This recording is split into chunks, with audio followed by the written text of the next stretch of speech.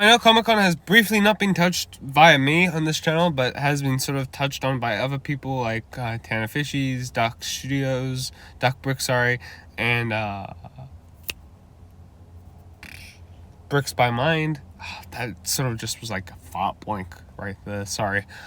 They have covered what's going to happen and what went on during Comic-Con, but I thought I'd also discuss my thoughts and my theories about this topic. 2026 will introduce something Ninjago fans will not expect. Obviously, 15 years of Ninjago, and it's not starting next year, which bums me out for some reason. Kind of expected what Legacy would have done during 2019, 2020, and 2021. But I guess I can't be that too disappointed. What does this mean, and what can we expect? I want to theorize, just thoughts that the community have and some that have been given up, and I'll just discuss them here today. First things first, I am a firm believer that this is definitely going to happen. Even regardless of what they said, there are going to be a lot of Ninjago Legacy shorts. How do I know this? It's because it's kind of obvious what they sort of stated as well for this point. I know they spoke about making and having a lot more content come out that year and celebrating with the fans. Well, how are you going to celebrate it if you're, first of all, working on Season 4 of Ninjago Dragons Rising, which I'll talk about a bit later, and you're also at the same time doing Ninjago Dragons Rising sets, and let's say they're called Ninjago Legacy 2 sets for the second anniversary. How are you juggling all this? I'm gonna guess you're gonna just throw out Legacy shorts. Shorts like this one here, Ninjago Legacy moments. Maybe I'm a firm believer if Eren is back on the ninja team by Season 3, Eren or Lloyd can have a discussion with all the newer members talking about the events that the ninja have went on in the past seasons. I am a firm believer that these stories should be told. Honestly, I think it's too early to tell the Seabound story, but a story, if even Jay's back on the ninja team, that should be told is the events of Skybound. I would definitely like to see a mini-series that delves into all these non-canon stories that did obviously happen. And in 2016, a lot of these non-canon stories did happen. Skybound is one of them, and then we have the Klaus story in comics that isn't in store shelves but is hard to come up across. And I think it'd be very interesting to see these stories tackled in a new way and a new format.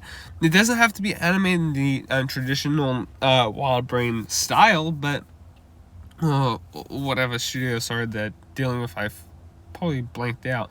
But it'd be nice to actually see these actually appear. And I do feel we're going to get some sort of sense of judgment, which I should just jump into my second argument about 2016. 2016 is also a follow-up of Possession, which I'll quickly summarize why Skybound does happen.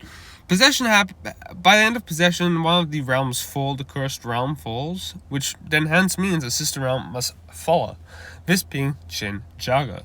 Now, Ninjago does all fall and crumble, and as Dragons Rising does state in Season 1 and the second part of the season, yes, it has fully collapsed, and there is only one last Jin. Now, Nanakon is still around, and it'd be actually cool to introduce him in Ninjago Dragons Rising Season 4. It could be a very interesting way. If Jay is evil, this could be a way that Nanakon sort of recruits him, turns him, and then Jay can get his memory back. This would sort of put the plot full circle in a sense of way. And I think this would be an interesting plot point for Jay to get his memory back. But I do feel like this plot point should be done. Now, I also want to throw a pebble out there because it was originally stated back in 2018, 2019 that we all know Mr. E was supposed to be Echo Zane. But the reason why they didn't do this storyline is because it's too hard to get down. It's too hard to say to the rest of the ninja, well, hey, just letting you know, we fucked with time a little, mind my language, but you all got trapped in a gym blade. Lloyd, you got old. Zane, you almost lost Pixel. Kai, you went girl crazy. And Cole, you just told me I was bad at wish making. I think, on Nia's point, because I don't think Jay would have much to do with this part, because I think he would be sort of at a loss if he's still evil. So that's why I'm not really going to mention him much into this part as well. But I do sense that this could be a cool way to definitely do this, and we know we're going to get sets. Come on. I do feel like we're going to see some more legacy sets, and one of them being Misfortune's Keep would be nice. The Destiny's Bounty again. There's a lot they can throw out. Even a jailbreak set would be nice to see again. But hence, I am interested to see where this obviously does all go. But there's nothing else sort of recruiting and pushing to that point at this point. But I do feel like they should go this route. Delve into a bit of Ninjago in the series, and it sort of feel a bit legacy-ish, but you're not pushing it to its point. You can just delve into the storyline, and I know the writers are capable of doing legacy stuff, because like they didn't need to introduce 4 original Almond Tomases back into the show again. They could have just let them be. They could have just killed them off like they did with Shade, but they didn't. Hence, I wouldn't mind seeing this be tackled again. So, what can we see from other seasons? Day of the Departed could be one of them. But this is why I don't think we will tackle that much. I feel like we are going to touch on Day of the Departed a little in the sets. And I do think a version of Cole in his RX form and Ghost form should be definitely highlighted in the show. In the sets, sorry, not the show. Because I feel like it's been over a decade we haven't seen an RX version of Cole or an eye patch version of Jay. We should get these. I hate to not see this, but if we're going to get like any shorts or stuff about sort of Day of the Departed, I wouldn't even mind a special Day of the Departed special where it is canon to the show, but it's more, well, they could just do this instead. Have during season 4, they could have this little memorial thing where they celebrate their ancestors. Day of the Departed is to remember those who have come before. And I think Sora, Aaron, and all that stuff sort of celebrate it. It would be a perfect tie-in. And I should also mention, they did mention Kai's blacksmith shop as a starting point. So maybe we could get a blacksmith set.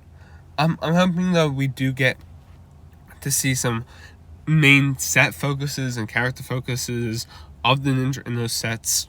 I really want to see and exclusive minifigs like the limited edition ninja that came in every set for the 10th anniversary. I wouldn't mind seeing like the rebooted Cole and Jay in sets, but hence we'll see what LEGO does, right? Another thing I do feel like we may get, because this is something I feel like the LEGO community sort of hinted to as well. A CMF. Why do I see a CMF happening? Let me sort of explain this to you in a weird way.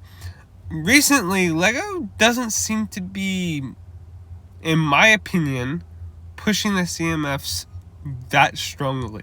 Let's take a look at last year. Disney had their 100th anniversary and then did the Disney series free minifigs. That happened, and then at the end of the year, they did a Marvel CMF. So I think in that time, out of the 4 CMFs in the year, 2 of them were different companies, Disney and Marvel, instead of the LEGO brand. This year, however, one was space themed, which if we don't really need to classify that as Lego, but they only did 1 CMF, and there's 2 CMFs this year that are not like just random Lego minifigs or based on a particular topic. I feel like should be the right word, because that's what they do. I feel like they are figuring out, they're sort of running out of ideas, and maybe, just maybe, they need to dedicate, for example, in a CMF year, so if there's 4 waves, for example, one of them has to be a themed one, instead of just random minifigs, because they may feel like it's not selling much, like how Marvel's, they're selling whole box sets of them. I feel like Ninjago CMF is something cool. I do feel like we're slowly going to run out of minifig ideas, but I do think starting a series would be pretty nice. Like this one you see on screen, there's so many creative ideas that the Ninjago fandom have had.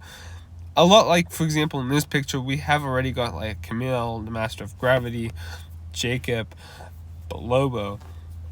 Seeing some of the ninja's parents, or even Samakai is here, return, or Skylar as a snake, or Galadon as a snake, or Klaus as a ghost. I feel like these are all reasonably great ideas. I say why not? I say why not? Why doesn't Lego just throw this out there? I just think it's really cool. And it doesn't have to just be 12 minifigs. Just give us 15. I also think blister packs should come back. Those blister packs that we got, I do think we should get 2 next year, or 2 in a year, and even get maybe 1 next year to start it off. And maybe some exclusive polybag with some exclusive minifigs as well would be a great idea. How far Lego wants to go with this, I don't know, but I do think this should be something thrown out there for the Lego community to understand or see. So, yeah. Realistically, let me know what you'd like to see for Ninjago Legacy Season, Legacy Part 2, realistically, or Legacy 2. What you guys like to see. I'm looking forward to seeing more of Master Chen, Possession, Torn of Valence, Possession, and Skybound and Day of the Departed, because those are going to be the 4 main prominent seasons hopefully they focus on. But obviously, they can go back to Season 1 and all that stuff, but let me know your thoughts about this in the comment section down below. Thank you guys for watching. Peace out, guys.